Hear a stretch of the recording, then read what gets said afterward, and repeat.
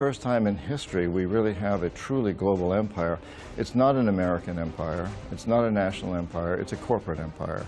These big corporations are controlling the planet, are trying to, and there's increasing resistance going on. So they haven't quite succeeded. No empire has ever totally succeeded. There's always resistance, and usually the empires collapse. So I think we can expect that this one probably will too. But this is their intent. And the big banks, the big investment houses are, in a way, the catalyst, the guiding power behind this move.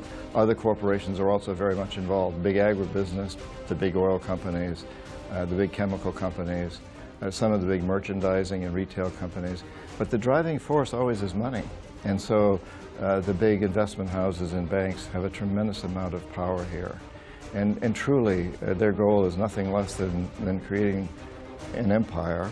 And I was part of that as an economic hitman, the idea being that we could now, for the first time in history, create an empire without using the military for the most part. It's like the old castles, where the lord sat in the castle and he had a few knights.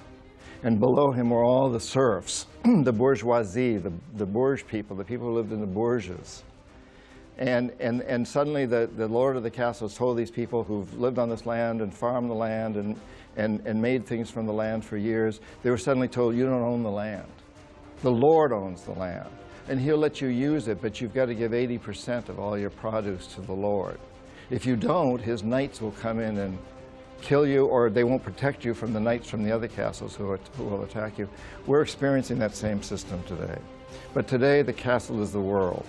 And there's a few people who are sitting on top and they're saying, hey, we'll take care of you. We're the Lord. You're all bourgeoisie, but pay us taxes, work for us for very little pay, give us your resources. And if you do that, we'll protect you.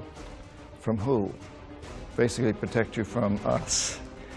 And I think the world is beginning to wake up to this now.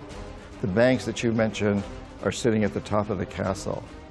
And, we're beginning to wake up and we're beginning to chip away at the castle. That's what it was about, was creating a new type of empire that was run by the big business barons, what we call the corporatocracy.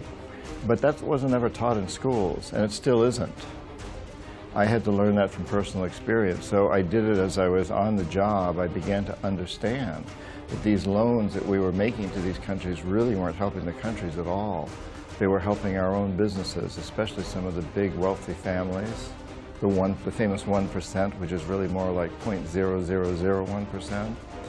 And they were not helping the people in these countries at all. They were just a few wealthy people that were corroborators with the 1%, with the corporatocracy.